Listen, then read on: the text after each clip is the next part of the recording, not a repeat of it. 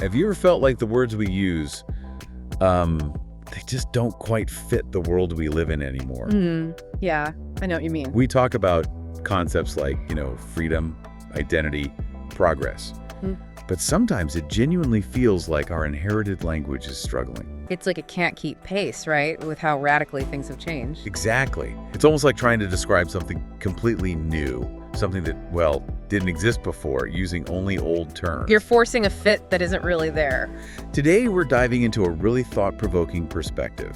It's from Inventing New Concepts for a New World by Think with Setaleur. Ah, yes. A fascinating piece. Their central argument is that we might need to invent entirely new conceptual tools, not just reinterpret the old ones, Right, to truly make sense of our current reality. It's a pretty bold idea. It is, and one that, for me, it really reframes how I think about, everyday challenges. Okay. So let's really get to the core idea here. Setaleur posits that our struggle to solve new problems often comes from using outdated conceptual tools. Right. Tools that were built for a different world. And this isn't just an intellectual quirk, they suggest. It's a hidden source of deep confusion. Leading to things like miscommunication, misalignment. Yeah, and even a pervasive sense of cultural fatigue. It's like our inherited vocabulary is actually creating some of the disconnection we feel. And what's crucial to understand here, I think, is just how fundamental language is.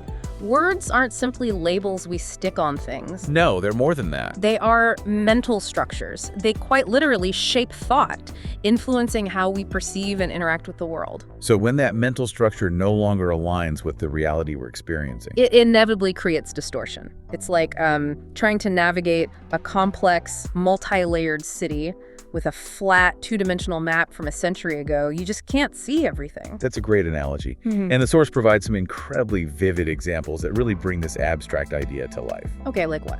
Take the word work, for instance. We use it for factory labor, right? But also for remote design work. And even for the emotional labor involved in navigating social media. Are these truly the same experience? Well, no, clearly not. Or are we trying to jam vastly different activities into one conceptual box, sort of blurring their unique demands and contributions? That's a perfect illustration of the mismatch. Consider success. Right. For someone, it might mean simply surviving a collapsing economy, finding a way to feed their family. Basic survival. For another, it's about achieving a multi-billion-dollar IPO. These experiences are miles apart, yet we often use the same word. Or freedom. Yeah, freedom. We discuss it in the age of pervasive digital surveillance and data collection as if it means precisely what it did during revolutions born in physical streets. Completely different context. Completely. And the insight here is that this conceptual mismatch isn't just an intellectual exercise. It's profoundly emotional, cultural, and deeply human. Okay, so it has real-world impact. Absolutely. It goes a long way to explaining why so many of us feel misunderstood or trapped or completely burned out, not just from events, but from the sheer lack of language adequate to process them. This leads us to where the argument truly sharpens, I think. For decades, the collective approach has been to adapt, right?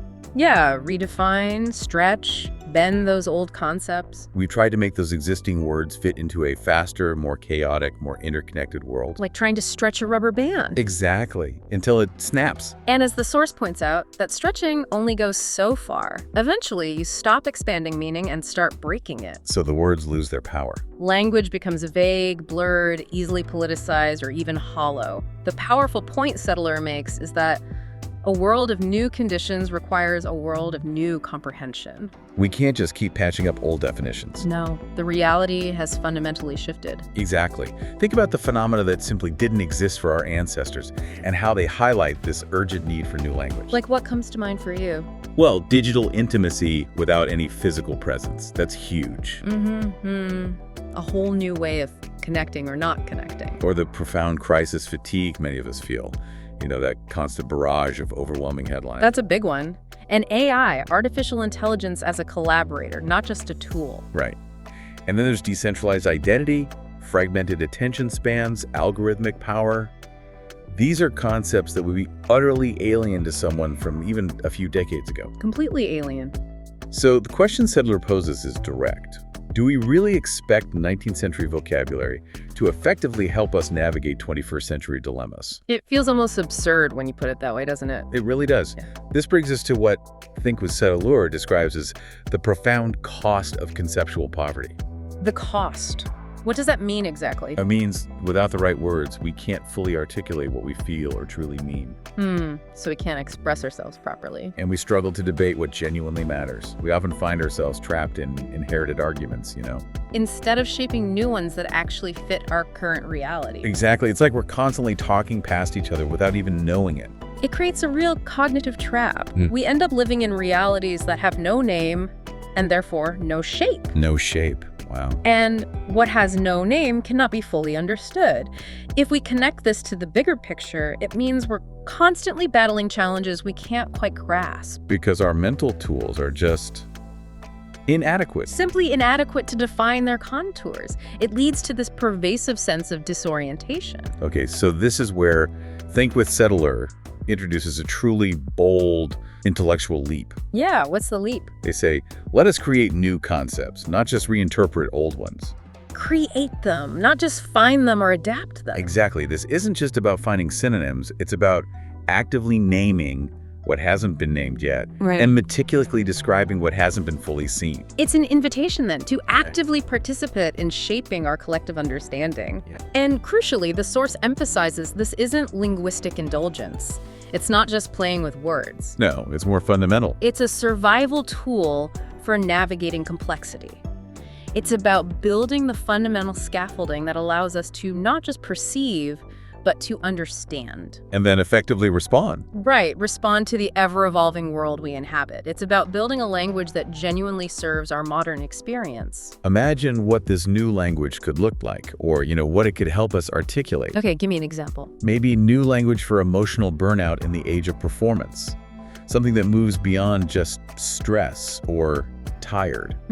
Something more specific to that pressure. Or new definitions of community that truly account for digital presence, while acknowledging very real-world loneliness. That's a tricky balance, digital connection versus physical isolation. We could build new frameworks for intelligence that go beyond just IQ scores, or data processing, or traditional achievement. Broadening what smart even means. And even new models of truth that embrace complexity, acknowledge uncertainty, and reflect our constantly shifting contexts. Instead of always seeking a singular, static truth, which often feels impossible now. Right.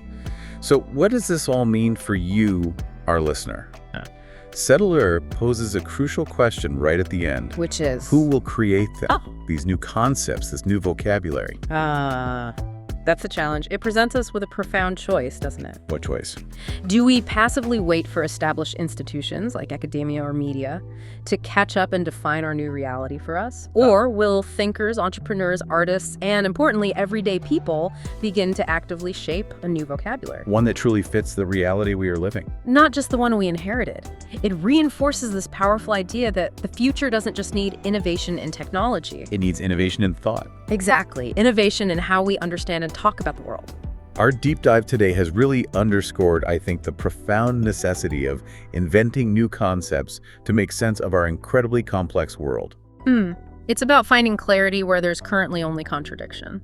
And truly understanding the landscapes we inhabit, not just the ones we've been given names for. And as the source beautifully concludes, meaning isn't something we merely remember, like digging up an old definition. It is something we must continue to invent. Continue to invent. That's powerful. So we encourage you to consider, what unnamed realities do you encounter in your own life? What struggles or experiences feel like they lack the right words? And what new concepts might you imagine to give them shape, clarity, and maybe, just maybe, a path to understanding?